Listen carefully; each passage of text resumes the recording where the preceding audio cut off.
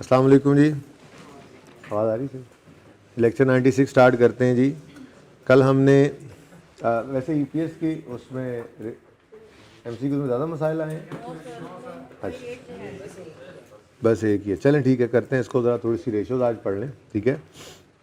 अच्छा जी, सबसे पहली रेशो कल मैंने आपको जो बताई थी वो थी रिटर्न ऑन कैपिटल एम्प्लॉयड। मैं ज़रा यहाँ शॉर्ट फॉर्म लिख रहा हूँ, ठीक है। अब आपने ना अपना टेबल इस तरह से बनाते चले जाना है, ठीक है।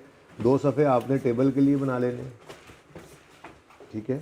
उस टेबल के अंदर ये कॉलम इस तरह से होंगे कि आप पहले रेशो का नाम लिख लेंगे, पूरे वाला नाम लिख लें बेशक। उसके बाद हम यहाँ पे उसका फॉर्मूला लिखेंगे। क्या फॉर्मूला था जी कल रेशो का? PBIT, profit before interest and tax over average capital employed into 100, ठीक है जी। और इसका आंसर जो है वो हमेशा परसेंटेजेस में हुआ करेगा, ठीक है। इंटू 100 कर दिया ना, तो आंसर हमेशा किस में हुआ करेगा जी? परसेंटेजेस में, ओके। तो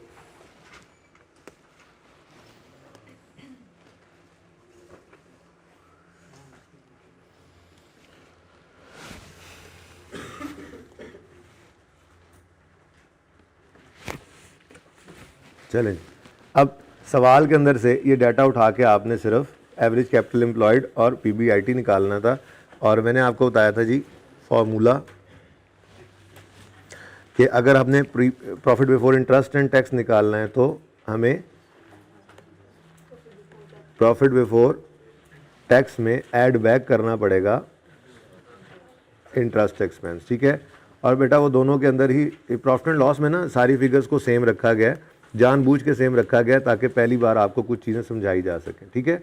तो 750 ये है प्रॉफिट बिफोर टैक्स और इंटरेस्ट एक्सपेंस है 510। तो PBIT क्या निकलेगा जी?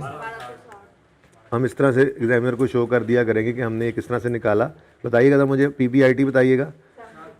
750 जमा 510, ये आ गया जी PBIT। हमने निकाला कैसे, एग्जामिनर को बता दिया, क्योंकि बार बार थोड़ा ही लिख के हम पहले अंग्रेजी लिखेंगे, ये लिखना नहीं है पर्चे के अंदर फॉर्मूला हमने, ठीक है ना। हमें डायरेक्ट कैलकुलेशन करनी है। ये वाली कैलकुलेशन जो मैं कर रहा हूँ ये डायरेक्ट कैलकुलेशन कर देंगे, इसमें फॉर्मूला ही तो आ गया। Profit before interest and tax निकाला हमने, डिवाइड करेंगे हम एवरेज कैपिटल एम्प्लॉयड से। अब एवरेज कैपिटल एम्प्लॉयड निकालने के लिए मुझे ओपनिंग कैपिटल एम्प्लॉयड भी चाहिए और क्लोजिंग भी चाहिए। ये ज़रा थोड़ी सी ट्रिकी वर्किंग थी, आपको शायद ये सबसे मुश्किल यही कैलकुलेशन करनी पड़े, ठीक है जी। तो कैपिटल एम्प्लॉयड निकालने का तरीका हमने क्या किया था जी? इक्विटी प्लस ये क्लोजिंग है और फिर equity plus long term liability ये ओपनिंग पे पड़ा है, ठीक है। इन दोनों को ऐड कर दें, 63 प्लस 2000, 63 प्लस 2000 ये ओपनिंग कैपिटल एम्प्लॉयड बनेगा। और 7100 प्लस 3000 कितना बना? 10,100, ये क्लोजिंग कैपिटल एम्प्लॉयड बना, ठीक है ना। तो डायरेक्ट लिखते हैं इसको, बस डायरेक्ट लिखवाएं मुझे जी। ओपनिंग कितना बनाया आपने अभी? ओपनिंग 8,300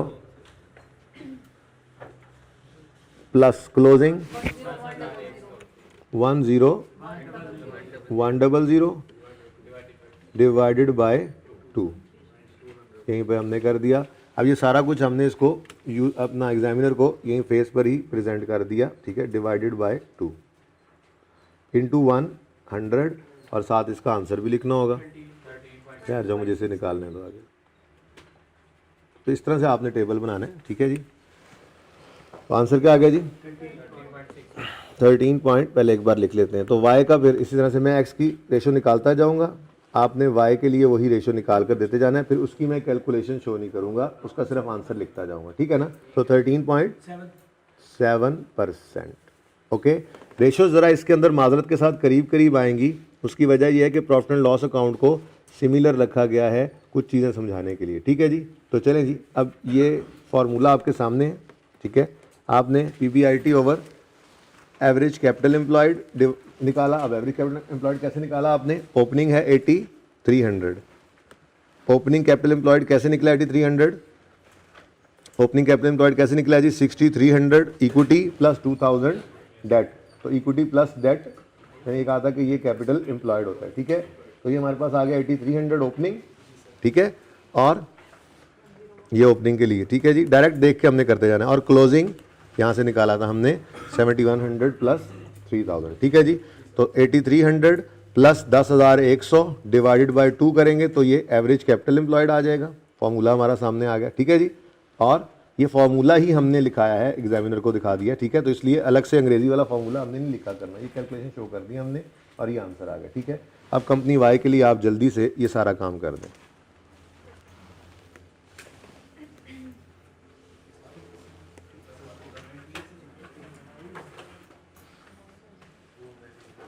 सवाल आप लोगों के सामने आपकी किताब में है बेटा, ठीक है। 661 पे ये क्वेश्चन है जी।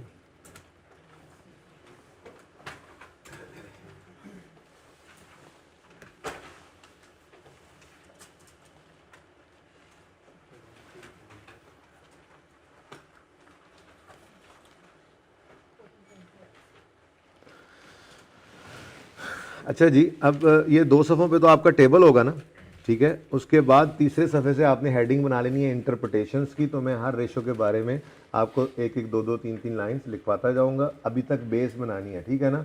तो बहुत ज़्यादा लंबी चौड़ी कहानियाँ भी नहीं लिखनी है हमने, चूँकि तो मैं बुनियाद से ही आपको 2-2, 3-3 पॉइंट्स हर रेशो के बताता हूँगा, जो कि कम अज़ कम आपको पता होना चाहिए ये रेशो बताती क्या है, 1-2 बातें, ठीक है ना। उसके बाद फिर क्रॉस कमेंटिंग भी सीखेंगे कि 2-3 रेशोज हैं तो इधर वाली के उधर पे क्या असरात हैं, वो बात की बात है। फिलहाल हर रेशो को इंडिविजुअली तो इंटरप्रेट करना सीख लें, ठीक है। तो सादा सादा बातें हम लिखेंगे। बस तरतीब ये होगी कि मैं जो भी रेशो यहाँ पे बताऊँगा आपको, उसका मैं फॉर्मूला लिखूँगा, आपने कंप्लीट वाला लिख लेना अंग्रेज़ी के अंदर, ठीक है। उसके बाद फिर मैं कंपनी एक्स के लिए उसे कैलकुलेट करके दिखाऊंगा आपको, आप वही कंपनी वाई के लिए करेंगे। ये कैलकुलेशन में शो नहीं करूँगा, यहाँ पे सिर्फ आंसर लिख दूंगा, ठीक है। तो आपके पास दोनों कैलकुलेशन आ जाएंगी, ओके। उसके बाद 2 सफ़े सिर्फ इसी काम के लिए होने हैं। तीसरे सफ़े पे इंटरप्रिटेशन की हेडिंग दे लेंगे आप, और 1, 2, 3, 4 इस तरह से हर रेशियो की इंटरप्रिटेशन करते जाएंगे। तरतीब समझ आ गई है? चले, ये इंशाल्लाह आज का लेक्चर है, और फिर मंडे वाला लेक्चर है। इसके अंदर रेशियोज कैलकुलेट करना और बेसिक इंटरप्रिटेशन करना हम सीख लेंगे होपफुली, ठीक है। उसके बाद फिर मज़ीद 1-2 दिन उसकी प्रैक्टिस करेंगे, पास पेपर्स में क्रॉस कमेंटिंग वगैरह सीख लेंगे थोड़ी सी, ठीक है ना। और मैं कोशिश ये करनी है कि कम से कम चीज़ें लिखने वाली हों हमारे पास जहन में, क्योंकि मिसाल के तौर पे 10-12 नंबर का ये सवाल अगर आए तो उसके ऊपर आम तौर पे 8 से 10 रेशियोज कैलकुलेट करके उनकी कमेंटिंग भी, उसके ऊपर जो है वो इंटरप्रिटेशन भी करनी होती है उनकी। अब बच्चे लंबी कहानियाँ जब लिखने बैठते हैं तो 10-12 नंबर का सवाल करते हुए आधा घंटा लगा देते हैं, जिस वजह से बाकी का पेपर इम्पैक्ट हो जाता है। तो इसलिए मेरी कोशिश ये होगी कि आपको हर रेशो के बारे में 2-2, 3-3, 4-4 बातें छोटी छोटी पॉइंट्स की फॉर्म में पता हों, ताकि आप पर्चे में भी क्विकली वही 2-3-4 बातें तो कम अज़ कम लिख सकें, ज़्यादा लंबी कहानियों की तरफ ना आ जाए, ठीक है। शाबाश, कैलकुलेट करें। पीबीआईटी तो सेम था, ठीक है। और यहाँ पे आपने ओपनिंग कैपिटल एम्प्लॉयड लिया होगा 5200 प्लस 7500, क्लोजिंग लिया होगा 5700 प्लस 4000, ठीक है जी। इसको डिवाइड किया होगा 2 से, तो ये आ गया होगा एवरेज कैपिटल एम्प्लॉयड, ठीक है जी। और फिर आपने पीबीआईटी से यानी कि 750 जमा 510 कितना बनता है, 1260, इससे डिवाइड कर दिया होगा, तो आंसर क्या आया, 14.5 कर लें। अब ये 2 रेशोज हमारे पास आ चुकी हैं। कंपनी एक्स की रिटर्न ऑन कैपिटल एम्प्लॉयड 13.7 है और कंपनी वाई की रिटर्न ऑन कैपिटल एम्प्लॉयड 14.5, ठीक है जी। अब ये रेशो बताती क्या है ये समझिएगा। देखें, हमने परसेंटेज में आंसर निकाला हुआ है, ठीक है, और न्यूमरेटर में प्रॉफिट पड़ा हुआ है और डिनोमिनेटर में कैपिटल एम्प्लॉयड है। क्या मतलब कि ये रेशो हमें बताती है कि पर ₹100 इन्वेस्टेड इन कैपिटल एम्प्लॉयड हमने कितना प्रॉफिट कमाया। यानी अगर कोई बंदा कंपनी एक्स में 100 रुपया फेंके, इन्वेस्ट करे, वो शेयर होल्डर भी हो सकता है और वो बैंक भी हो सकता है, ठीक है ना। ये रेशो देखने वाले 2 बंदे हो सकते हैं, ठीक है। जो इन्वेस्टर होता है ना, वो ये देखता है मुझे रिटर्न कितना मिलना है, ठीक है। अब 2 कंपनीज हैं सामने, कंपनी एक्स से कंपनी वाई है। अगर आप एक इन्वेस्टर हैं, ठीक है, तो आप क्या देख रहे हैं, आप ये देख रहे हैं कि अगर मैं 100 रुपया कंपनी एक्स में लगाता हूँ तो मुझे उसके बदले में 13.5 रुपये का प्रॉफिट मिलता है, जबकि यही 100 रुपया मैं कंपनी वाई में लगाता हूँ तो ये 14.5 रुपये मुझे देगी, ठीक है। तो फिर कौन सी बेटर है? इसका मतलब ये प्रॉफिटेबिलिटी रेशो है। प्रॉफिटेबिलिटी रेशो क्यों? क्योंकि इसके अंदर प्रॉफिट यूज़ हुआ है, और प्रॉफिटेबिलिटी रेशोज नॉर्मली जितनी हायर हों उतनी बेटर होती हैं, ठीक है। अब ये कुछ बातें थी जो मैं आपको अब इंटरप्रिटेशन में लिखवाता हूँ। तो आप अब तीसरे सफ़े पे जो इंटरप्रिटेशन की हेडिंग दी हुई है उस पर नंबर 1 लिखें, रिटर्न ऑन कैपिटल एम्प्लॉयड। उसके आगे 2-3 लाइनें जल्दी जल्दी लिखें, बस 2-2 3-3 लाइनें, ठीक है, ज़्यादा बातें नहीं, बस शॉर्ट। देखें ये समुंदर की तरह से है ये वाला टॉपिक, जितनी मर्जी आप बातें कर दें इसके अंदर ख़त्म ही ना हो, लेकिन भाई पर्चा करना है ना। तो 10-12 नंबर का सवाल करने के लिए अगर आप कहानियाँ लिखने बैठ गए तो फिर बाकी पर्चा आपका बहुत बुरी तरह इम्पैक्ट पड़ जाएगा उसके ऊपर। तो बड़ी एहतियात के साथ आपने मुख्तसर मगर जामे कहते हैं ना जी, आपने बात करनी है इसके ऊपर, ठीक है। तो हेडिंग बनाई थी रिटर्न ऑन कैपिटल एम्प्लॉयड। अब मैं 2-3 बातें आपको इस सवाल की हिसाब से समझाता जाऊँगा, लिखवाता जाऊँगा, अब ये ज़हन में रख लेनी है आपने, ठीक है। तो सबसे पहला पॉइंट लिखें। अब ये नहीं बताना पहले कि पहले कहानी ये लिखेंगे जी ये रेशो हमें ये बताती है, फिर ये रेशो ये बताती है, और फिर ये वो एक ही बात पहले पॉइंट के अंदर मैं एक ही बात के अंदर 2-3 बातें इकट्ठी करूँगा। किस तरह से ज़रा लिखें। For every rupee 100 invested in capital employed, important thing is ये अंग्रेजी है, ठीक है। पहला पॉइंट आप क्या लिख रहे हैं बेटा? आप सुन तो लेना एक दफ़ा। रिटर्न ऑन कैपिटल एम्प्लॉयड की हेडिंग दे के मैंने कहा पॉइंट 1 है, बस पॉइंट 1 लिखना शुरू कर दो, अलग अलग नहीं लिखनी होती, ठीक है ना। अब उनको हम कंपेयर कर रहे हैं ना तो इकट्ठी बात ही कर देंगे एक दफ़ा, ठीक है यार। इस तरह चलो एक पहली दफ़ा ये लिख लो चलो थोड़ा सा साथ के, दिस रेशो टेल्स, चलो यूँ लिख लो ज़रा, स्टार्ट है, आगे ये लिखना भी छोड़ देंगे, ठीक है ना। This ratio tells us that for every rupees 100 invested in capital employed, ये इंपॉर्टेंट चीज़ है, ठीक है।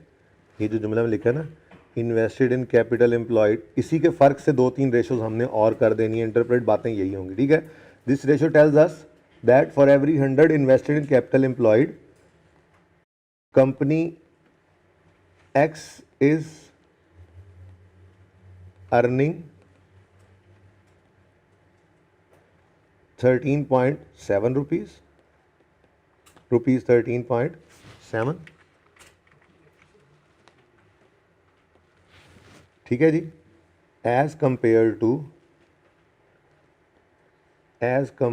to rupees 14.5 earned by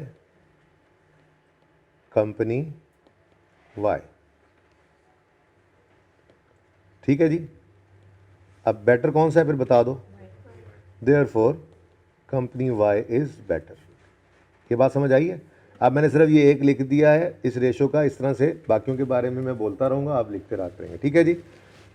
तो मैंने बस एक लाइन अभी तक अंडरलाइन की है, for every rupee 100 invested in capital employed, ये ज़रा इंपॉर्टेंट लाइन थी। बाकी बात समझ आती है? दिस रेशो, ये भाई रेशो क्या बता रही है? 1 रुपया कैपिटल एम्प्लॉयड में अगर डाला जाए कंपनी एक्स में तो वो 13 रुपये 13.5 रुपये अर्न करती है, जबकि वही 100 रुपया अगर कंपनी वाई में डाला जाए तो कैपिटल एम्प्लॉयड में तो वो 14.5 अर्न करती है। इसलिए बेहतर कौन सी है? Therefore company y is better, ठीक है। अच्छा, बाकी बातें बहुत सारी मौजूद हैं, यानी जैसे आप यूँ कहें कि जी जितने ज़्यादा प्रॉफिट्स होंगे उतने ज़्यादा हमारे पास रिटेंशन होगी उनकी, और उतनी ज़्यादा री इन्वेस्टमेंट होगी और बिज़नेस बढ़ेगा। कहानियाँ तो लिखते जाएं, वो तो कभी ना ख़त्म हो, ठीक है। लेकिन बस ठीक है, एक बात आपने बता दी कि रेशो ने हमें बताया क्या है, ठीक है। अब एक छोटी सी बात और सुने जिसको यूज़ करते हुए हम एक और इंटरप्रिटेशन भी कर सकते हैं, ठीक है ना। मिसाल के तौर पे ये कौन सा साल है? ये कौन सा साल है जो हमारे सवाल के अंदर है? 2012 और 13 है। चलो, अब 2013 के अंदर हम कहते हैं जी, अगर बात करें ना सिर्फ लेट्स से कंपनी एक्स की, ऐसे ही थोड़ी सी बात कर रहा हूँ, तो कंपनी एक्स की रेशो इस वक्त कितनी आई है? 13.7, लेकिन 12 में यही 10 मिसाल के तौर पे 5 थी, तो इसने तो इम्प्रूवमेंट शो किया ना, ठीक है। इसके मद्दे मुकाबिल कंपनी वाई जो इस वक्त 14.5 के ऊपर मौजूद है, पिछले साल इसकी रेशो कहीं 15 रुपये थी, 16 रुपये थी, 17 रुपये थी, कुछ ज़्यादा थी, तो उससे ये कमी की तरफ आया। अब सिर्फ 13 को देखकर कंपनी वाई को बेटर कह देना मेरे ख्याल में मुनासिब नहीं है। तो थोड़ा सा रोब झाड़ने के लिए एग्जामिनर को हम ये कहेंगे कि however it is better to compare these results with previous years. एक बात हो गई। दूसरी बात, कंपनी एक्स और कंपनी वाई ये दोनों ही सेरामिक्स इंडस्ट्री में है, यही लिखा हुआ था, पर लिखा हुआ था ना सेरामिक्स इंडस्ट्री, ठीक है, टाइलें बनाते हैं ये दोनों ही, ठीक है। तो दोनों ही सेरामिक्स इंडस्ट्री में, इनकी इंडस्ट्री सेरामिक्स, ठीक है। अब सेरामिक इंडस्ट्री की ओवरऑल भी एक एवरेज कैपिटल एम्प्लॉयड रेशो है, यानी कि इस पूरी इंडस्ट्री के अंदर जो जितने भी लोग ऑपरेट कर रहे हैं, अगर उनकी ऑन एवरेज रेशो देखी जाए तो वो रेशो है 20%। तो इसका मतलब कंप्लीट पिक्चर तो अभी भी नहीं है। आप वाई एक्स को बेटर तो कह रहे हैं, लेकिन मेरे ख्याल से तो दो ही पैड़े ने, ठीक है। अब ये दो बातें सिर्फ एक जुमले में लिख के हमने बता देनी है, सिर्फ रोब झाड़ने के लिए। और अगर ये बातें सवाल में दे देगा, यानी कि वो इंडस्ट्री की एवरेज दे दे, तो हम यूं कहेंगे however it is lower than industry average, या however it has shown increasing या decreasing trend from previous year. लेकिन नॉर्मली वो पिछले साल, देखो ना, 3 तरह से सवाल पूछ सकता है वो रेशो के टॉपिक में। या वो कंपनी से कंपनी का कंपैरिजन करवाएगा, जैसे हम इस सवाल में कर रहे हैं, या वो किसी एक कंपनी का उसी के प्रीवियस ईयर से जो है वो कंपेयर करवा देगा, मांग लेगा कंपैरिजन, इंटरप्रिटेशन करो, ठीक है। या वो किसी कंपनी का उसकी इंडस्ट्री की एवरेज से कंपेयर करवा देगा। तो तीनों में से कोई एक सवाल में जो है नॉर्मली आया करती है रिक्वायरमेंट, ठीक है। लेकिन जो एक आएगी दूसरी हम वैसे ही थोड़ा सा रोब झाड़ देते हैं, ठीक है ना। जैसे अब हम क्या कर रहे हैं, हम दो कंपनीज को आपस में कंपेयर कर रहे हैं। अब डाटा के हिसाब से वाई बेटर है। अगली बात हमने यूं नहीं कह देनी कि ली एक्स जो है वो बेटर हुआ है वाई में, रेशो के टॉपिक में मे के साथ हमने सारा काम चलाना है, ठीक है ना। हम मे के साथ बहुत सारी बातें कर देंगे कि जी बज़ाहिर तो नज़र आ रहा है वाई बेटर है, लेकिन ज़्यादा बेहतर है कि आप प्रीवियस ईयर से भी कंपेयर कर लें इन दोनों को, और इंडस्ट्री एवरेज से भी कंपेयर कर लें। बस ये बात लिख के बता दो। अगर सवाल में वो प्रीवियस ईयर या इंडस्ट्री एवरेज दे तो कंपैरिजन करके बता देना है, ना दे तो रोक फिर भी झाड़ देना कि हमें पता है अगली बात का कि इंडस्ट्री एवरेज भी होती है कोई चीज़, और प्रीवियस ईयर भी कोई चीज़ है, ट्रेंड भी कोई चीज़ है, ठीक है। तो फिर दूसरी बात आप क्या लिखेंगे, यहाँ पे क्या लग रहा है जी, अभी तक तो बात क्या आ गई, रेशो क्या बता रही है कि कंपनी वाई इज बेटर। ये रेशो क्या बता रही है जी, therefore company Y is better, ठीक है। लेकिन अगला जुमला हम रोब झाड़ने के लिए लिखेंगे, however it is better to compare these result, however it is better to compare these results with industry average and entities own performance over the years।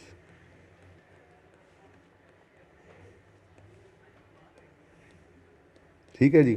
अब ये एक जुमला लिखने से आपका ज़रा रोब बैठ जाएगा एग्जामिनर के माइंड पे कि हाँ यार ठीक है, इसको पता है रेशो का टॉपिक इसे आता है, रट्टे लगा के नहीं आया हुआ। अच्छा देखिए, मैं पहले बार बार कह रहा हूँ कि आज हम ना सिर्फ बेसिक 2 3 3 बातें लिखेंगे, बाकी इसकी प्रैक्टिस करनी है। पर्चे के अंदर हमने कैसे लिखना है, इसको क्रॉस कमेंटिंग करेंगे। कम से कम बात फिलहाल मैं आपके जहन में बिठा रहा हूँ ताकि आप लंबी कहानियाँ ना छोड़ना शुरू कर दें। जैसे इसी के अंदर मैं कह रहा था आपको कि आप बैठ जाएँ बात करने, तो कहें जी प्रॉफिट ज़्यादा होंगे तो फिर ज़्यादा रिटेंशन होगी, ज़्यादा री इन्वेस्टमेंट होगी, बिजनेस ग्रो करेगा। प्रॉफिट ज़्यादा होंगे, डिविडेंड्स भी ज़्यादा होंगे। तो या तो फिर आप कहते ही रहो यार, लंबी से लंबी कहानी करते जो एक सफ़े के ऊपर एक इंटरप्रिटेशन आएगी। हमने एक सफ़े की इंटरप्रिटेशन नहीं लिखनी, ठीक है। तो बस ये 2 लाइन्स इनफ हैं फिलहाल, और एक पॉइंट की जगह सिर्फ छोड़ देना, वो मैं 2 लाइनें लिखवाऊँगा, किसी एक रेशो में जाकर लिखवाऊँगा और फिर वो 3 4 रेशोज़ के ऊपर अप्लाई हो जाएगी। तो 2 लाइनें यहाँ पर छोड़ देना, और अगली रेशो की तरफ हम मूव कर रहे हैं। तो अब तरतीब समझ आ गई। सबसे पहले हम क्या करेंगे, सबसे पहले हम रेशो कैलकुलेट करना सीखेंगे, ठीक है। मैं कंपनी एक्स कैलकुलेट कर दूंगा, आप कंपनी वाई को कैलकुलेट करेंगे फ़ौरन। उसके बाद मैं आपको कहूँगा चलो जी आप इंटरप्रिटेशन वाले सफ़े पे आओ, आप इस तरह से हेडिंग बना लोगे। तो आर ओ सी ई की हेडिंग ख़त्म होने के बाद 2 लाइनें खाली छोड़ देना और तीसरी लाइन मतलब के ऊपर ना अगली रेशो की हेडिंग बनाना। जी बेटा बोले। सर जो कैपिटल एम्प्लॉयड है, अगर 2012 में किसी कंपनी का था एसेट और non current assets current assets को ऐड करने पर 100 आ रहा था, ठीक है, और उसके बाद जो अगला साल था उसमें वो 150 हो गया, ये कंपनी एक्स की। और जो दूसरी कंपनी में जब चेक किया कैपिटल एम्प्लॉयड तो वहाँ पे था 100 पहले साल में, बेटा अगले साल में 70 आ गया। बेटा वो मतलब तो अब जब एवरेज करते हैं तो वो तो फिर सर इम्पैक्ट वही तो दिखाना है हमने, ठीक है। वो ये यही कह रहे हैं कि प्रीवियस ईयर से कंपेयर कर लें हम, ठीक है। अब ये एसेट्स का चेंज है, एसेट्स की कमी बेशी है, इसकी बात में फ़िलहाल कर ही नहीं रहा।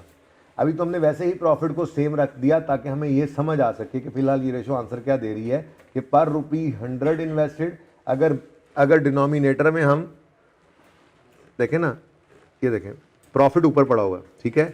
अब आपने बेसमेंट के अंदर हैवियर फिगर डाली है, ठीक है, डिनोमिनेटर में, तो प्रॉफिट ऊपर कम आ गया ना उसकी निस्बत के, इसने जो है वो डिनोमिनेटर में कम पैसा डाला था, ठीक है। अभी तो हमने सिर्फ कंपैरिजन करके ये बता दिया कि इस रेशो ने ये बताया है कि जी अगर 100 रुपया एक्स में फेंकें तो वो 13 कमाएगा और वाई में फेंकें तो 14 कमाएगा। लेकिन अगली बात तो मैंने सिर्फ कर ही अंदाजे में दी है, अगर मगर तो मैं के साथ यूज़ कर ही रहा हूँ ना। या तो सवाल देगा, उस सवाल के अंदर हम फिर देखेंगे आप वाली बात। जो कैपिटल एम्प्लॉयड है तो उसका फिर मेन पर्पस क्या होगा? बेटा कैपिटल एम्प्लॉयड का मेन पर्पस है कंपनी एक्स ने 13.5 कमाए और कंपनी वाई ने 14.5 कमाए, ये बता दे कैपिटल एम्प्लॉयड के ऊपर। रिटर्न ही है, रिटर्न ऑन कैपिटल एम्प्लॉयड ही निकाल रहे हैं हम, ठीक है। अब देखो बेसिक की बात करो, जो कल कैपिटल एम्प्लॉयड आपने निकालना सिखाया ना, कल जो बेसिक फॉर्मूला था बेटा सादा बात, कंपनी कितनी कितनी दूसरों के ऊपर कदमों के ऊपर खड़ी हुई है पता लगे। कैपिटल एम्प्लॉयड का मतलब क्या है, कंपनी कितने कितने कदमों के ऊपर किस किस कदम पे खड़ी हुई है। एक कदम उनका कैपिटल वाला है, दूसरा लायबिलिटी वाला है, ठीक है। ये ज़्यादा बेहतर समझ आएगा आपका कैपिटल एम्प्लॉयड वाला कॉन्सेप्ट जब हम डेट इक्विटी रेशो के अंदर जाएंगे, एंड पे आखिरी रेशो पढ़ेंगे, जब हम ये देख रहे होंगे कि कितने % हम किसी के पाँव के ऊपर, किसी की विसाखी के ऊपर खड़े और कितने अपने पैरों के ऊपर खड़े हुए हैं, ठीक है ना। बहरहाल फिलहाल बात और तरफ ले गए हैं आप, पता नहीं, मैं तो अभी सादा सी बात कर रहा था कि अगर आपने बीइंग एन इन्वेस्टर कंपनी में इन्वेस्ट करना है तो एक्स के अंदर इन्वेस्ट करने से की बजाय आप वाई में इन्वेस्ट करना बेहतर समझेंगे, क्योंकि आप चाहे बैंक हैं, ये रेशो दोनों देख सकते हैं ना, आप चाहे बैंक हैं चाहे प्रोस्पेक्टिव इन्वेस्टर हैं, आप ये रेशो देख के अंदाज़ा लगा सकते हैं कि यार देखो हायर प्रॉफिट्स जहाँ होंगे ना वहाँ पे हायर डिविडेंड्स मिलेंगे, और हायर प्रॉफिट जहाँ होंगे वो बिजनेस फ्यूचर में हायर ग्रोथ शो करेगा, ठीक है ना। तो प्रॉफिटेबिलिटी रेशो है हायर इज़ बेटर। बाकी प्रीवियस ईयर दे देगा तो कंपेयर करके बता देंगे, नहीं देगा तो ये जुमला झाड़ देंगे, ठीक है। अगर इंडस्ट्री एवरेज दे देगा तो कंपेयर करके बता देंगे, इंडस्ट्री एवरेज नहीं देगा तो हम सिर्फ जो है वो रोब झाड़ देंगे, ठीक है ना। बहरहाल ये ज़रा थोड़ा सा हैवी लगेगा आपको सब्जेक्ट, टॉपिक हैवी मतलब कि बोर नहीं होना, ठीक है ना। इसलिए मेरी कोशिश ये होगी कि रेशो निकाली 2.5 बराबर, ठीक है, ज़्यादा बातें नहीं करनी, आगे चलेंगे फिर आहिस्ता आहिस्ता थोड़ी थोड़ी बातें करते रहेंगे। लेकिन ये बता दूं आपको कि इसके अंदर आपने जितनी मेहनत कर दी लिखने पे घर पे उतना ज़्यादा फायदा होगा। कम से कम लिखना है और काम की बातें लिखनी है, ठीक है, लंबी कहानियाँ नहीं लिखनी। अच्छा जी, नेक्स्ट रेशो है जी रिटर्न ऑन इक्विटी।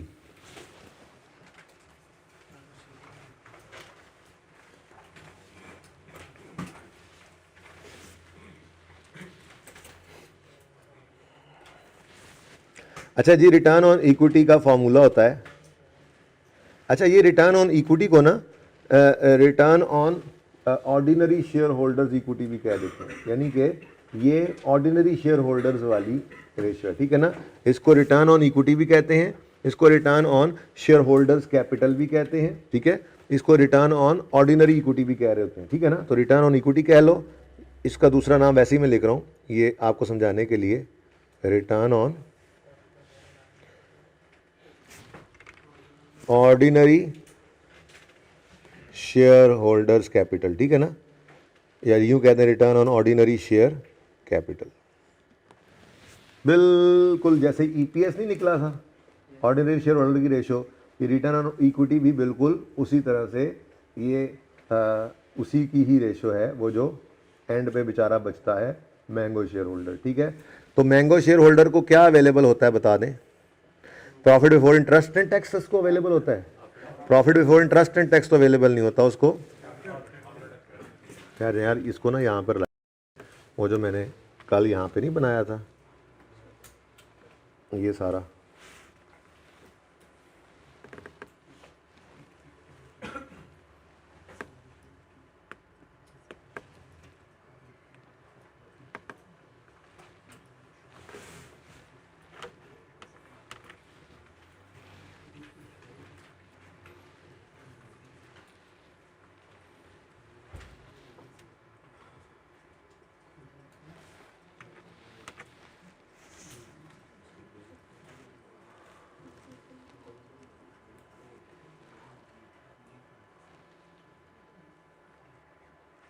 मैंने कहा ज़रा रेफ़र करने के लिए ज़रूरत पड़ी जाती है जी। ये देखें भाई, profit before interest and tax पे आप थोड़ी देर पहले खड़े थे। ये तो कभी भी अवेलेबल नहीं होता ऑर्डिनरी शेयर होल्डर को। अभी इसमें से तो इंटरेस्ट निकलेगा, फिर प्रॉफिट बिफोर टैक्स आएगा। ये भी इस बेचारे को अवेलेबल नहीं है क्योंकि अभी हुकूमत ने इसमें से टैक्स निकालना है। तो फिर इस बेचारे को क्या अवेलेबल होगा? Profit after tax. लेकिन मज़े की बात यह है कि इस बेचारे को तो प्रॉफिट आफ्टर टैक्स भी नसीब नहीं होता, बल्कि इसमें से ओ कहाँ गया यार, एक मिनट में जल्दी से चुप कर जाओ। ये देखो, अच्छा भाई बाद में करते हैं, सॉरी यार जी। ये देखें, ये 360 पहले माइनस हुआ किसका? इररिडीमेबल का डिविडेंड। प्रॉफिट आफ्टर टैक्स में से भी ये 360 पहले माइनस हुआ, फिर बेचारे को जाकर मिल रहा है कोई डिविडेंड, अगर कुछ उसमें से भी बच कुछ जाए तो ठीक है। तो ईपीएस पहले करने से ये फ़ायदा हो गया, वरना ये पॉइंट आज पहला ईपीएस आया ना, इससे पहले तक जब तक ईपीएस नहीं था ये वाला पॉइंट मैं एंड पे जाके समझाता था। ये वाली क्वेश्चन की जो सारी ये जो डिस्कशन होती थी ना, ये बिल्कुल एंड पे करते थे हम जब रेशियोज खत्म हो जाता था। लेकिन अब चूंकि पहले ही पढ़ा हुआ है तो मैंने आज ये भी फॉर्मूला के अंदर बात आपके लिख ही दी, ठीक है, कि पैट माइनस प्रेफरेंस डिविडेंड। कौन सा प्रेफरेंस डिविडेंड है जी? इररिडीमेबल का, ठीक है जी, ओके। तो PAT minus preference dividend of irredeemable divided by, अब यहां पर एवरेज कैपिटल एम्प्लॉयड लेंगे या एवरेज इक्विटी लेंगे? अब भाई एवरेज शेयर होल्डर्स इक्विटी या ऑर्डिनरी शेयर होल्डर इक्विटी यूं कह दें, ठीक है, into 100, answer will be in percentages, ठीक है, ओके। चलो मैं तो कहता हूं कंपनी एक्स का भी आप ट्राई करें, पहले कंपनी एक्स को भी आप ट्राई करें, मैं तो कहता हूं।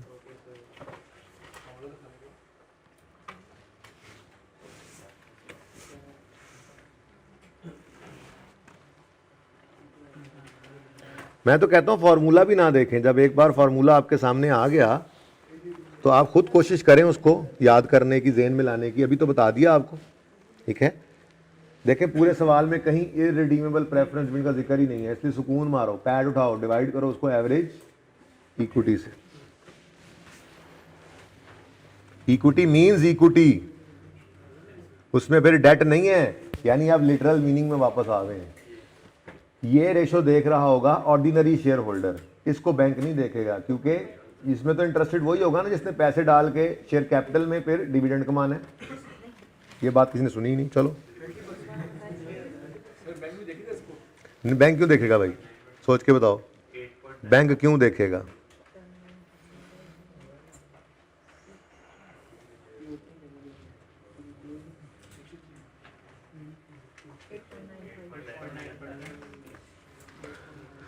जी अब रेशो आती है, उसमें हमें चाहिए प्रॉफिट आफ्टर टैक्स, वो तो हमारे पास अवेलेबल है, ठीक है।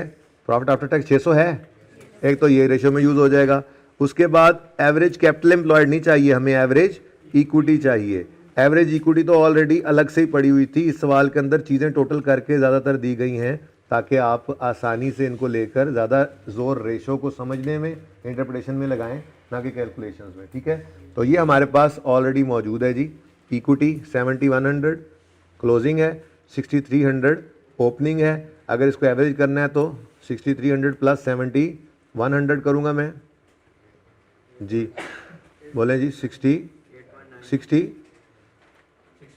300 प्लस 7100, ये ओपनिंग प्लस क्लोजिंग हो गया, डिवाइडेड बाय 2। ठीक है जी, ये तो आ गया हमारे पास average equity. Average equity into 100। अब ऊपर क्या लिखना है हमने, पैट 7, अच्छा वो sorry 600 minus preference dividend irredeemable का। था को नहीं सवाल में, लेकिन हमने तैयारी पकड़ ली फिर भी इसकी। ठीक है जी, तो आंसर क्या आया, 9% कर लो इसको। ठीक है जी, अगर बहुत क्लोज आ गया ना उसका भी 8.9 आ गया और फिर उसको लिख लेंगे। ठीक है ना, चलो चेक करो, जल्दी से कैलकुलेट करो जी। कुछ बच्चे कह रहे हैं जी ये 11% है, बाकी भी कंफर्म कर लें।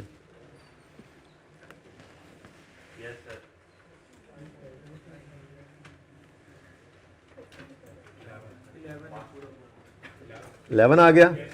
अच्छा जी, आप देखिएगा, आप गए अपने आखिरी सफ़े पे, मतलब जो अभी आपका चल रहा है सफ़ा, ठीक है जी, वहाँ पे आपने अगली हेडिंग क्या बनाई, रिटर्न ऑन इक्विटी।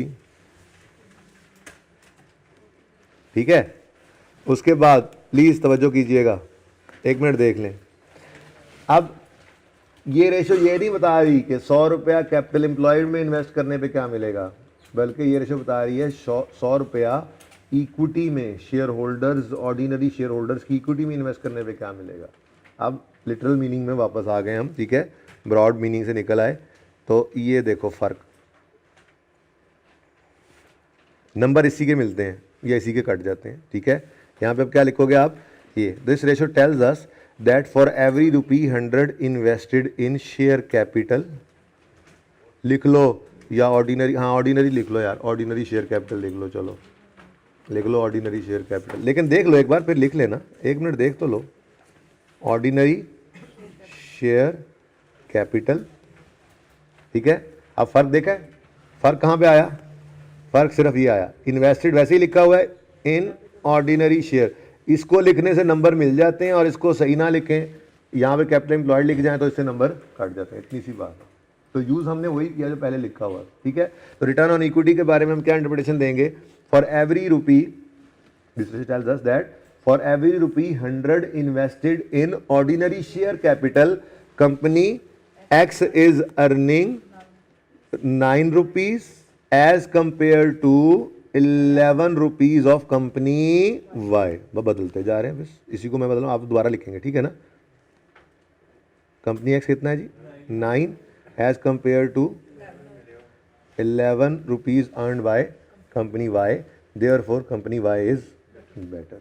ठीक है, अगला पॉइंट भी वैसे ही है, however it is better to compare these results with industry average and entities own performance over the years. और नीचे छोड़ दीजिएगा एक लाइन, वैसे ज़रूरत नहीं है, चले छोड़ दीजिएगा एक लाइन, वैसे ही हर रेशो के नीचे ना एक एक दो लाइनें छोड़ते जाएं इंटरप्रिटेशन में, ताकि कल को अच्छी बात मिल जाए छोटी सी लिखने वाली, तो हर इंटरप्रिटेशन जो मैं बनाऊँ ना उसके नीचे 2-3 लाइनें छोड़ते जाओ, अच्छा है ज़रा, ताकि ये एक ऐसी लिस्ट बन जाए एंड पे कि आप पेपर नाइट में जैसे एक नज़र उसको देखें, अच्छा यार ये मोटी मोटी इंटरप्रिटेशन, हाँ ठीक है जहन के अंदर आ गई। तो इसलिए ज़्यादा बेहतर तो यही है, अभी चूँकि आपने ये हेडिंग देकर लिखना शुरू करना था ना, तेज़ी वाले तो मारे गए। तो जो रिटर्न ऑन कैपिटल एम्प्लॉयड था उसके नीचे मैंने 2 लाइनें पहले छुड़वाई थी जो मैंने लिखवानी है, उसके नीचे भी आप 2-3 लाइनें एहतियातन छोड़ दें, यानी कि 4-5 लाइनें हर इंटरप्रिटेशन के नीचे छोड़ते जाएं, ताकि इसके अंदर कोई 1-2 पॉइंट्स बाद में ऐसे आ जाएं जो हम लिख सकें शॉर्ट, तो फ़ायदा हो जाए। यही हमारी लिस्ट बन जाएगी एंड पे इंटरप्रिटेशन की। ठीक है,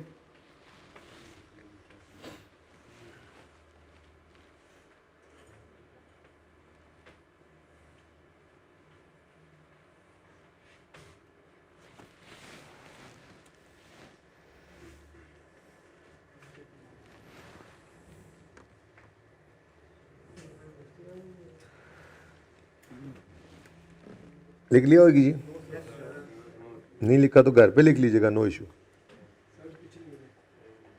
पिक्चर लेनी है।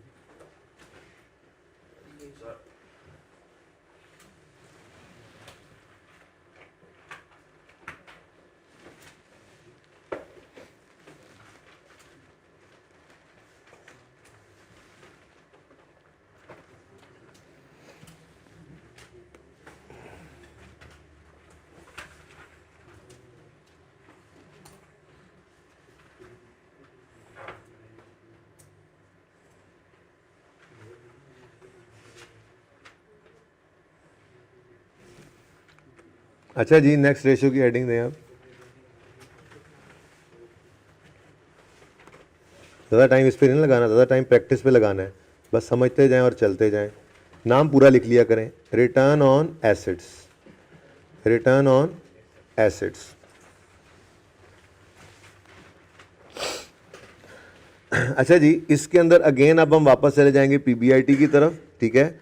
और ये रिटर्न ऑन एसेट्स जो है, ये अब खामोश हो तो हम टोटल एसेट्स को ही लेते हैं, अनलेस कि वो खुद कह दे जी रिटर्न ऑन फिक्स एसेट्स सिर्फ बता दो, वरना ऐसे होता नहीं है। नॉर्मली टोटल एसेट्स के ऊपर ही होता है रिटर्न। तो इसका फार्मूला बनेगा पीबीआईटी ओवर, खुद ही बता दो, मैं तो मुझे लगता है आप ही बता दोगे इसका formula. PBIT over average total assets, average total assets into 100, answer will be in percentages. मैं तो कहता हूँ यार ये कैलकुलेट भी आप खुद ही कर दो, 1 मिनट लगेगा, क्या मतलब है, बस रेशोज आ गई आपको, ठीक है। ज़्यादा बातें हम लिख नहीं रहे हैं, ये बेस बन जाएगी ना, उसके बाद फिर इनको यूज़ कर सकते हैं इंशाल्लाह। पीबीआईटी बेटा रेशो है, रेशो है, निकालने वालों ने इसको देखकर कोई डिसीजन मेकिंग करनी होगी, ज़रा लिख लें। अभी इंटरप्रिटेशन लिखवाता हूँ।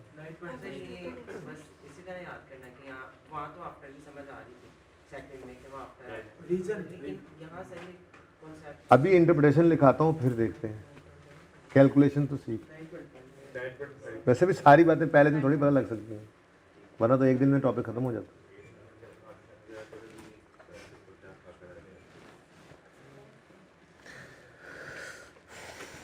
जी पीबीआईटी तो पहले से हमें मौजूद, पता है हमें क्या है पीबीआईटी, ठीक है। अब टोटल एसेट्स, ये balance sheet side total assets की, ठीक है जी। तो अच्छा, जहाँ जहाँ मुमकिन हो इस टॉपिक के अंदर ना, रेशो के टॉपिक में जहाँ जहाँ मुमकिन हो वहाँ वहाँ एवरेज कर लेना है। अब कहाँ कहाँ मुमकिन होगा, देखो ना, इस सवाल के अंदर अगर इनकी एक एक साल की बैलेंस शीट गिवन होती दोनों की, तो फिर एवरेज करना मुमकिन नहीं था, तो फिर सिर्फ क्लोजिंग ले लेते। ये बात समझे हो? तो जहाँ मुमकिन होगा बैलेंस शीट के अंदर, इनकम स्टेटमेंट तो वैसे ही एवरेज ना होती, वो तो फॉर द ईयर ही बन रही उसकी। जहाँ जहाँ बैलेंस शीट के आइटम्स यूज़ हो रहे हैं, जहाँ जहाँ मुमकिन होगा एवरेज कर लेंगे। मुमकिन कहाँ होगा, जाहिर सी बात है, जब पिछले साल की बैलेंस शीट गिवन होगी, इस साल की भी गिवन होगी, ओपनिंग क्लोजिंग होंगे, तभी एवरेज कर सकते हैं ना। तो मुमकिन तभी होगा जब 2 साल की बैलेंस शीट हो सवाल में। अगर 1 साल की बैलेंस शीट होगी, ये बड़ी अहम बात कर रहा हूँ मैं, ये भाई साहब साथ वाले के रजिस्टर पर देखे जा रहे हैं बस, ठीक है, नोट कर रहे हैं सर, हमें क्या ज़रूरत है आपकी बातों की, ठीक है। मैं ये अर्ज़ कर रहा हूँ कि जहाँ जहाँ बैलेंस शीट का आइटम रेशियोज़ में यूज़ होना है, तो जहाँ जहाँ मुमकिन हो एवरेज करना है। और मुमकिन कहाँ होगा, जब आपको बैलेंस शीट 2 साल की गिवन होगी, ओपनिंग क्लोजिंग होगा, तभी आप बैलेंस कर सकते, उसको एवरेज कर सकते हो ना। और अगर सवाल ऐसा आए कि जिसमें सिर्फ 1 साल की बैलेंस शीट गिवन है, तो बस फिर वही क्लोजिंग यूज़ कर लेना, फिर को फ़र्क तो नहीं है। एवरेज और क्लोजिंग में थोड़ा सा ही फ़र्क होता है, मतलब आप एवरेज करते हो, opening plus closing divide by 2 भी तो कर ही देते हो ना, तो बस वो ज़रा थोड़ा सा बेहतर हो जाता है टूल आपका। ऑन एवरेज आपकी फिगर निकल आती है कि यूँ लग रहा होता है कि यार आपने पूरे साल को ज़रा कंसिडर कर लिया, और क्या, ठीक है ना। लेकिन अगर 2 साल की बैलेंस शीट नहीं है तो आप क्लोजिंग यूज़ कर लोगे, ठीक है। ये याद रखना, ये ना हो गए सवाल आया एक बैलेंस शीट आपको, नहीं सॉरी एवरेज तो हो नहीं सकता, ये सवाल ही गलत है सर, हम तो पर्चे में छोड़ के आ गए थे, आई कैन, ऐसा नहीं कर लेना, ठीक है। बहरहाल अभी तो 2 साल की बैलेंस शीट अवेलेबल है, तो एवरेज जहाँ कर सक रहे हैं वहाँ कर रहे हैं, ठीक है। तो जी बेटा, जाहिर सी बात है, सिर्फ क्लोजिंग लेंगे ना, नहीं डिवाइड बाय 2 क्या मतलब यार, एवरेज किसके साथ कर रहे हो आप, जो कैसे कह लिया कि ओपनिंग 0 है, आपको तो पता नहीं है ना कि ओपनिंग क्या है, तो बस क्लोजिंग लोगे, फिर डिवाइड बाय 2 का मतलब ही क्या है, एवरेज करना। मैं कह रहा हूँ अगर 1 साल की बैलेंस शीट होगी तो किससे एवरेज करोगे, फिर क्लोजिंग लोगे, ठीक है। ओके, तो ये ओपनिंग 12,500, ये क्लोजिंग 13,900, ये मेरी वाली कंपनी की रेशो, ठीक है।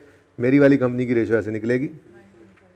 ओके, तो पीबीआईटी तो पहले से मेरे पास अवेलेबल था जी, वो ऊपर वाली फिगर ही उठाकर लिख लेंगे। हम पागल थोड़े हैं कि हम बार बार लिख रहे होंगे पर्चे के अंदर ढूंढ के फिगर। ऊपर पीबीआईटी लिखा हुआ है, अगर किसी ने निकाल के 1210 लिख लिया तो वो वही लिख लेगा यहाँ पे, ठीक है जी।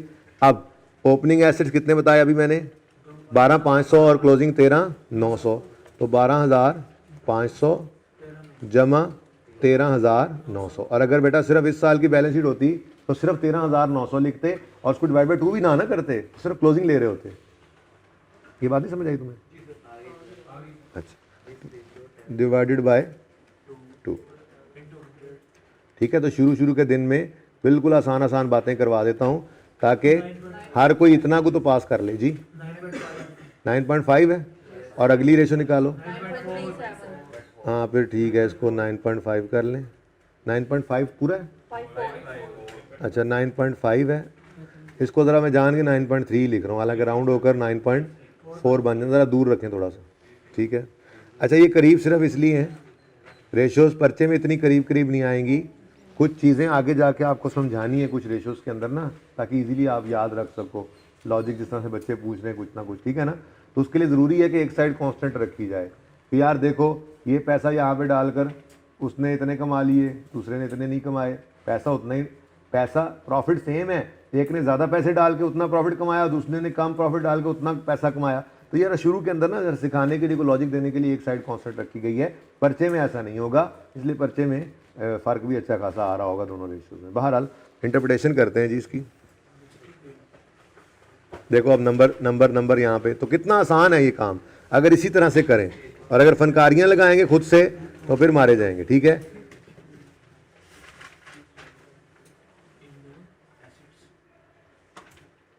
वैसे आज मैंने रेशियोज़ काफ़ी करवा दी थी, लेकिन आज थोड़ा सा मसला बना रहा हमारे कंप्यूटर के साथ,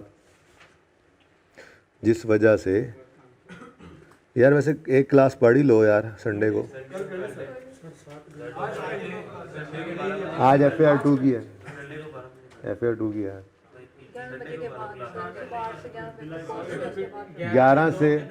11 से 2 मेरी इंट्रो प्लस FAR1 है, 2 के बाद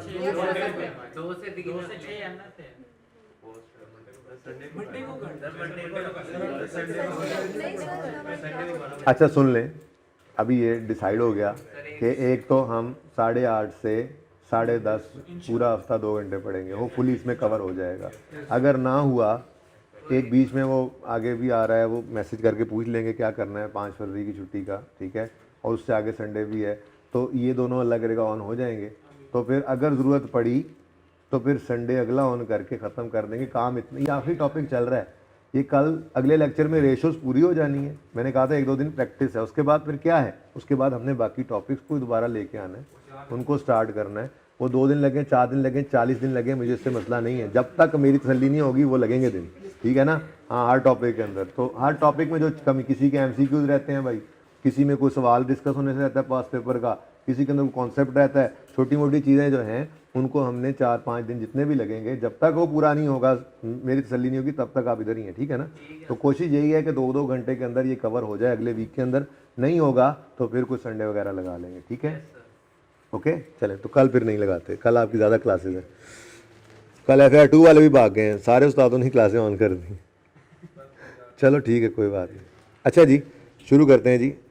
this ratio tells us that for every ₹100 invested in assets, number मिल गए, ठीक है, for every ₹100 invested in assets, ठीक है जी, company X is earning ₹9.5 as compared to ₹9.3 of company 9.3 of company 9.3 earned by, देखो किताबों में ना ऐसे भी लिखा हुआ मिलेगा आपको, पहले वो यूँ लिखेंगे this ratio tells us that for every 100 invested in assets company is earning how much profit, फिर अगली बार लिखेंगे company x is earning ₹9.5 of profit पर ₹100 इन्वेस्टेड इन एसेट्स। फिर अगली लाइन में लिखा होगा company Y is earning ₹9.3 of profit पर ₹100 इन्वेस्टेड इन एसेट्स। और फिर चौथी लाइन में लिखा होगा therefore company x is better. ये चारों लाइनें मैंने पहली एक लाइन के अंदर कवर की हुई हैं, ठीक है ना। इसके अंदर हम ये भी बता रहे हैं कि रेशो बताती क्या है, और साथ ही उनको एक कहानी लिख के ना दूसरी को साथ ही हमने बता दिया कि दूसरा यही बात दूसरे के लिए, ठीक है ना। तो इसलिए इसी तरह से जुमला बना लेंगे, इससे टाइम बच जाएगा, ठीक है। तो for every ₹100 invested in assets, ठीक है जी, company x is earning 9.5 as compare to ₹9.3 earned by company Y, therefore company x is better भाई, therefore company x is better. अगली लाइन बिल्कुल वैसे ही है, however it is better to compare these results with industry average, ठीक है ना। तो इन तीन में से कोई एक आ जाती है रेशो नॉर्मली इंटरप्रेट करने के लिए, कोई एक इधर से आ गई, उधर से आ गई, दो आ जाती हैं, ठीक है। तो ये आप लिख सकते हैं इन दोनों के लिए। अब इसके नीचे भी आपने एक लाइन तो वैसे मैंने छुड़वाई हुई है, तीसरा पॉइंट अभी थोड़ी देर में लिखवा देता हूँ, ठीक है। और एक दो पॉइंट्स की वैसे जगह आपने एहतियातन छोड़ दी, कल गला कोई चंगी शैला भी जल्दी ना भी मिली तो काफ़ी, बस इतना लिखना भी काफ़ी है। क्योंकि मैं आपको अर्ज़ कर चुका हूँ कि 10-12 नंबर का नॉर्मली सवाल आता है, उसके अंदर आम तौर पे वो 7-8 रेशोज़ कैलकुलेट करके इंटरप्रेट भी करनी होती हैं। अब आप खुद सोचो 8 रेशोज़ कैलकुलेट करनी हो, उनका टाइम, फिर उनकी इंटरप्रिटेशन करनी हो, उनका टाइम, और नंबर हो मिसाल के तौर पे 10 या 12, तो फिर यार कितने को नंबर है हमारे पास, कितने को मिनट्स हैं हमारे पास। तो इसलिए जितना कम उतना बेहतर। तो टेक्निकल कुछ बातें कर दूंगा, जो जहन में आ जाए वो कर देंगे, होपफुली इसका काम हो जाएगा। बहुत ज़्यादा लंबी कहानियाँ लिखने बैठे तो फिर मारे जाओगे। मसला ये होता है ना, ये टॉपिक इतना आसान है कि हर एक को समझ आ जाता है। जब हर एक को समझ आ जाता है तो पर्चे के अंदर जब सवाल देखते हैं कहते हैं हाँ भाई, ऐसे कहते हैं ये आया ना सवाल हमारा, ठीक है। रिटर्न ऑन कैपिटल एम्प्लॉयड, अब 2 लाइनों दो सफ़ों के ऊपर इंट्रोडक्शन लिखूंगा इसकी, एग्जामिनर को इम्प्रेस कर दूंगा मैं, नॉलेज उसको शो करूंगा मैं। और यार 1-2 नंबर की वो बात करनी है, रेशो कैलकुलेट करो, 30 सेकंड लगाओ, और उसके ऊपर इंटरप्रिटेशन देनी है, 1-1.5 मिनट में जो लिख सको लिखो और चलो आगे। इतना टाइम नहीं होता, आप देखो कि मार्क्स इतने थोड़े से मार्क्स होते हैं, तो कितनी भी लंबी कहानियाँ लिख सकते हैं आप, ठीक है। और सही है, चलो अच्छा जी। अब अगली रेशो बड़ी इंपॉर्टेंट है। अगली रेशो का नाम है जी एसेट टर्नओवर रेशो।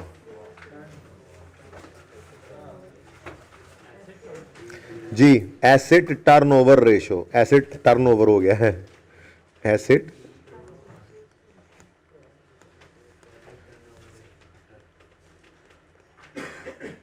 अच्छा, एसेट टर्नओवर रेशो का एक और नाम भी है, जो जाहिर सी बात है पर्चे के अंदर नहीं आएगा। पर्चे में वो इसी नाम से पूछता है, क्योंकि जो अगला नाम है वो ऐसा नाम है कि अगर वो लिख दे तो रेशो ही बीच में, ठीक है। तो दूसरा नाम इस रेशो का है सेल्स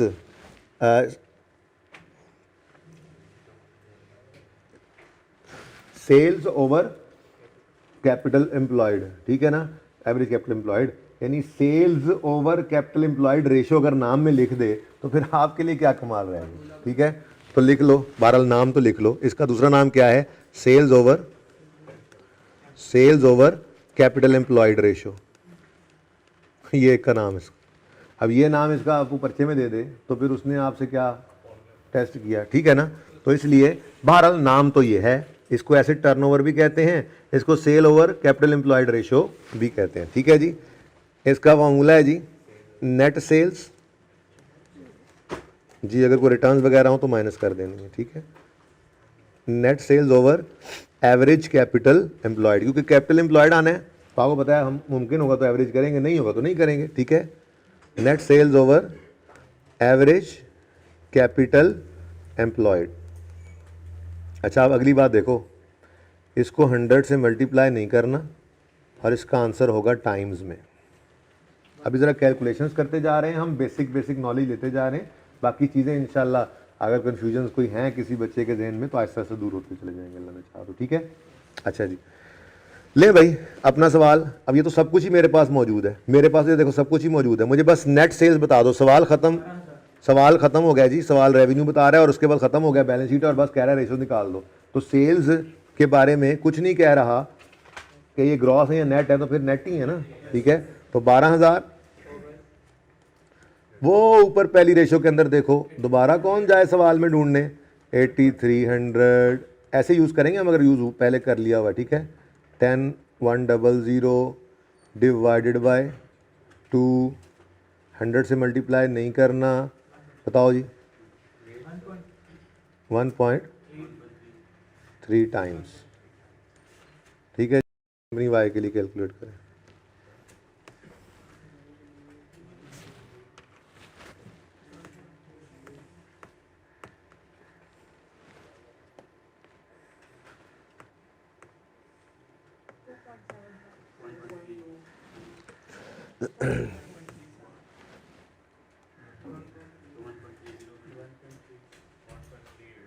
वन पॉइंट 3 टाइम्स तो पहली है ना, दूसरी भी यही है 1.4, नहीं एग्जैक्ट बताएंगे, ये 1.30 थी ना, और इसको 1.4 कर लो ताकि थोड़ा सा फ़र्क लग जाए, ठीक है जी, 1.4 टाइम्स, ठीक है जी। अच्छा, अब इंटरप्रिटेशन की बात करें तो देखो भाई, इसमें ना डिनोमिनेटर में तो वही कैपिटल एम्प्लॉयड पड़ा है, लेकिन ऊपर हमने ना सेल रख दी। अब हम क्या कह रहे हैं, हम इस रेशो में ये कह रहे हैं, टाइम्स में निकल आई ना, पर रुपये निकाल लिया हमने। क्या कह रहे हैं हम, अगर 1 रुपया कैपिटल एम्प्लॉयड में फेंकेंगे कंपनी एक्स में, तो वो 1.3 रुपये की सेल जनरेट करेगी, जबकि यही 1 रुपया कंपनी वाई में फेंकने पर वहाँ से 1.4, ये करीब मैंने बता दिया वजह क्या है, करीब क्यों है, क्योंकि profit and loss account same रखा हुआ, आगे जाके कुछ 1-2 रेशोज ऐसी हैं इनको समझाने के लिए ज़रूरी था।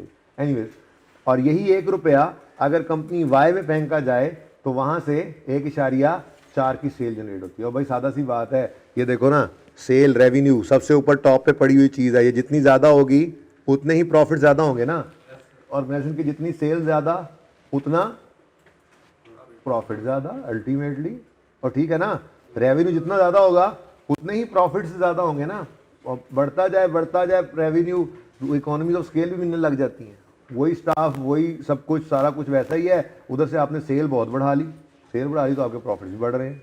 एनीवेज, सादा सी बात है। बहरहाल इस रेशो को ज़रा इंटरप्रेट करते हैं, पहले तो ज़रा चेंज हो जाएगा थोड़ा सा अभी अंग्रेज़ी वाला मामला।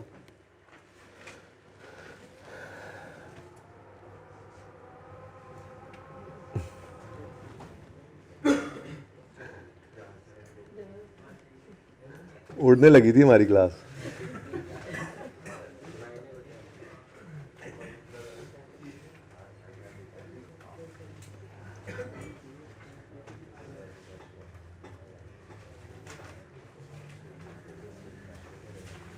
अच्छा जी, चलें अब ये देखें जी, this ratio tells us that for every rupee 1 invested in business, देखो जो पहली रेशो के अंदर हमने लिखा था ना, फॉर एवरी रूपी 100 इन्वेस्टेड इन कैपिटल एम्प्लॉयड, उससे ज़्यादा बेहतर लफ्ज़ पता है क्या है, वहाँ पे आप लिख दें फॉर, लेकिन वो भी लिखा रहे, ठीक है ना, क्योंकि वो पहली रेशो थी इसलिए पहले मैंने नहीं बोला, ठीक है। फॉर एवरी, वहाँ पे पहली रेशो में लिख सकते हैं आप, फॉर एवरी रूपी 100 इन्वेस्टेड इन बिजनेस, वो भी लिख सकते हैं, ठीक है। बहरहाल जो मर्जी लिख लें दोनों में से। यहाँ पे हम क्या बताएंगे, यहाँ पे पर रुपी 100 नहीं बता रहे, पर रुपी 1 बता रहे हैं, और प्रॉफिट नहीं बता रहे, सेल बता रहे हैं, इसलिए पहले वहाँ ऊपर न्यूमरेटर में प्रॉफिट पड़ा था, यहाँ पे न्यूमरेटर में सेल पड़ी है। मल्टीप्लाई बाय 100 नहीं किया तो वो पर रुपी 100 नहीं निकला, इसलिए पर रुपी बात आ रही है। फर्क समझ आ रहा है, ठीक है। तो आप कैपिटल एम्प्लॉयड लिखें या बिजनेस लिखें, बात एक ही है। ये मैंने ज़रा बिजनेस लिख दिया, ऐसे ज़रा थोड़ा सा शिशका, ठीक है ना, मैंने लिख दिया for every rupee 100 invested in business. कहीं कैपिटल एम्प्लॉयड लिखा हो ना तो ओवरऑल बिजनेस की बात ही हो रही है, उसमें चाहे वो इक्विटी होल्डर है चाहे डेट होल्डर है, इक्विटी इन्वेस्टर है चाहे डेट इन्वेस्टर है, वो सारे के सारे कैपिटल एम्प्लॉयड में तो आ रहे हैं ना, इसको कह सकते हैं ना for every 100 invested in business पहली रेशो में, या इसके अंदर for every rupee 100 for every rupee 1, ठीक है, इन्वेस्टेड इन बिजनेस, ठीक है ना।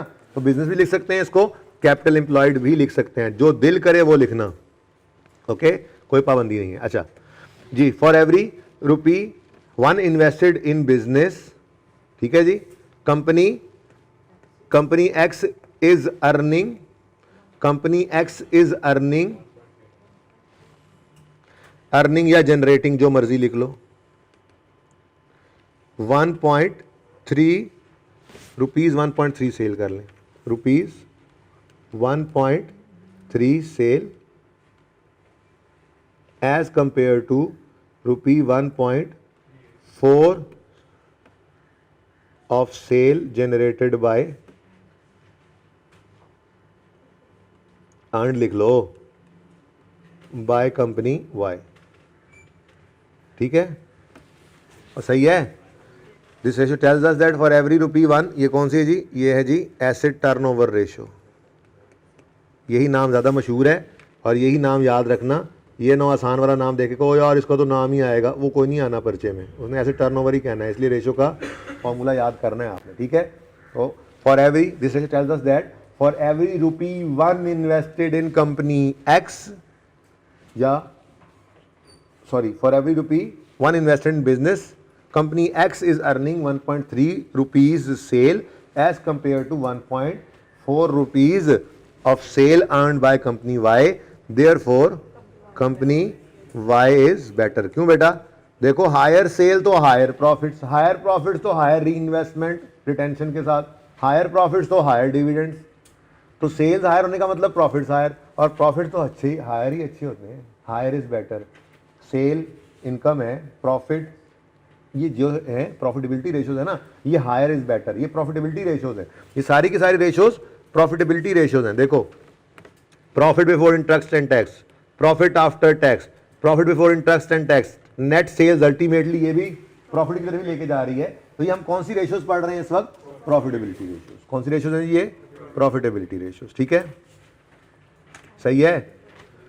अगला पॉइंट वैसे ही लिख लो, however it is better to compare these results with industry average and entities own data over and entities own performance, sorry over the years. क्या हुआ भाई आपको?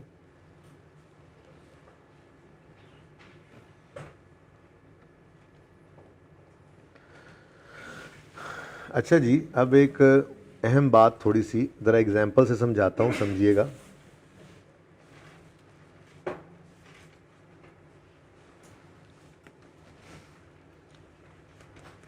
कंपनी एक्स है, इसके एसेट्स, मैं यूँ लिखता हूँ, ठहरो।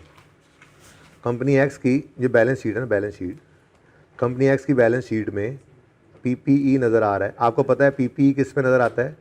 बुक वैल्यू पे। ठीक है, ये नज़र आ रहा है जी 100 रुपया, और प्रॉफिट एंड लॉस के अंदर इनका मिसाल के तौर पे पीबीआईटी आ रहा है ऐसे ही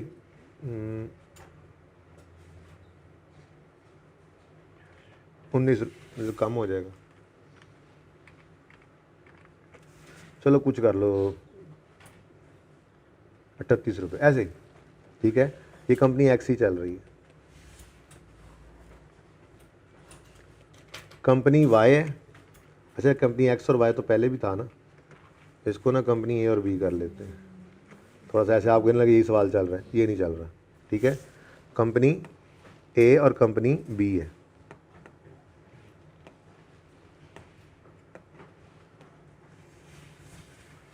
बड़े ध्यान से इस एग्जाम्पल को देखना है, क्योंकि ये वाला पॉइंट अब हमारी 4 रेशोज़ के अंदर आने वाले दिनों में यूज़ हो जाना है। ठीक है, अगर ये सिलेक्ट हो गया तो। अच्छा जी, कंपनी ए का पीपीई 100 पे है और इस कंपनी ए का प्रॉफिट 38 है बिफोर इंटरेस्ट एंड टैक्स।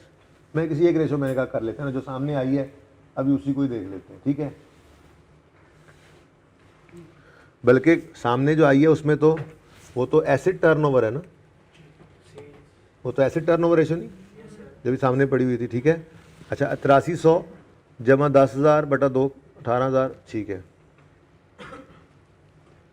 तो सेल्स ही ले लेते हैं, जो रेशो सामने पड़ी है ना उसी पे कर लेते हैं, फिर बाकी तो सब की उसी की बेस के ऊपर सब इंटरप्रेट वैसे ही हो जाने हैं।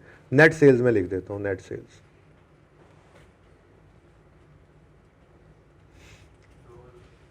कर दो जी 1200 रुपया, 1400 रुपया, 1250 रुपया, ऐसे ही कोई फिगर लिख दो। ये सेम रख लेते हैं। अब कंपनी बी की भी नेट सेल्स 1250 ही हैं, लेकिन कंपनी बी के एसेट्स नज़र आ रहे हैं जी कोई आपके 250 पे। अब आपने रिटर्न ऑन, बल्कि आप तो एसेट टर्नओवर निकाल रहे थे ना, चल आपने एसेट टर्नओवर रेशो निकाली, ठीक है। आपने कहा जी आ जाओ भाई, तुम्हारी नेट सेल्स है 1250 और एवरेज कैपिटल एम्प्लॉयड 100 है, तो सॉरी एसेट्स जो हैं वो 100 है। अच्छा ठीक है, आप एसेट वाली से ही समझें सबसे पहले।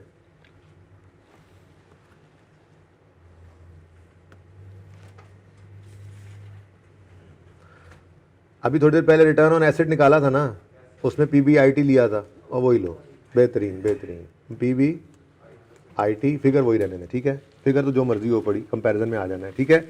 अब आप एसेट टर्नओवर की बजाय रिटर्न ऑन एसेट वाली रेशो निकाल रहे हैं, ठीक है। जल्दी से निकालें ज़रा दोनों रेशोस, तब तक मैं ये मिटा लेता हूँ, जल्दी से निकालें। हाँ सामने नज़र आ रहा है सर जी, हमें तो आपसे मिट नहीं रहा और हमसे सामने नज़र आ रहा है। ओके अच्छा जी,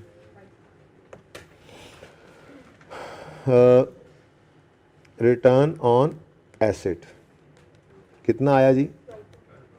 साढ़े, देख लो 1250/100 है,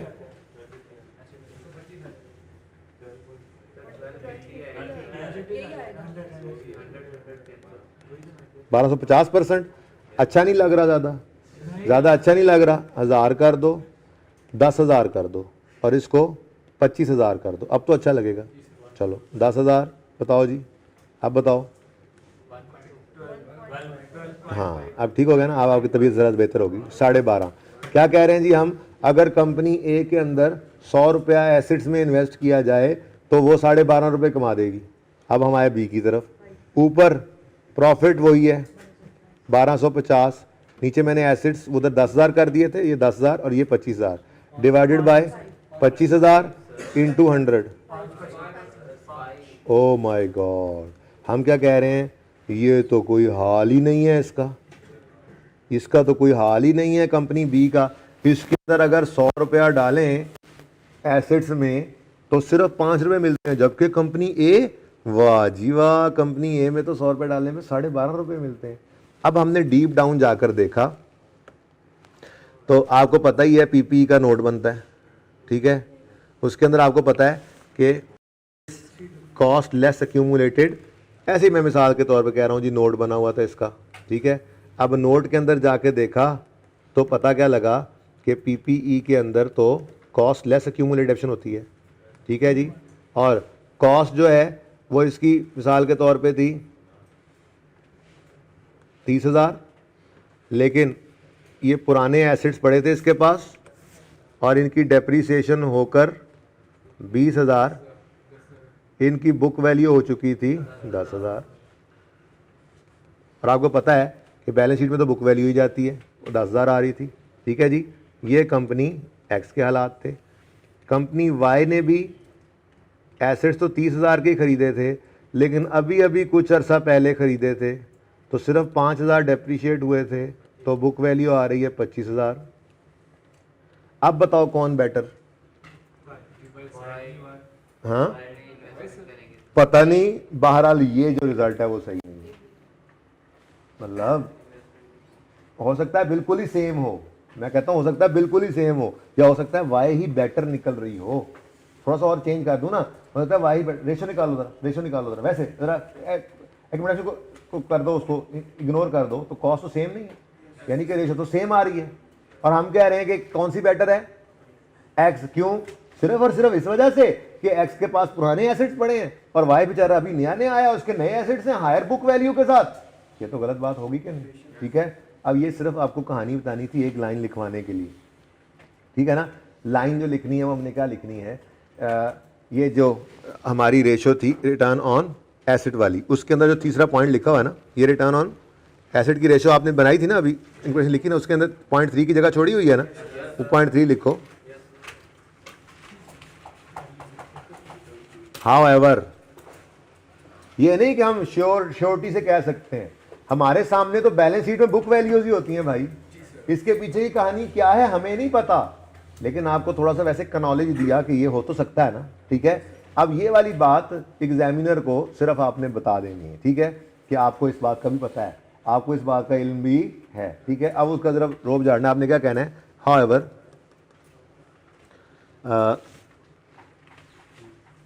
caution must be, however caution, एहतियात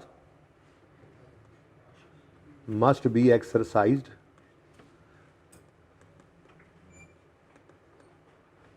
while interpreting this ratio.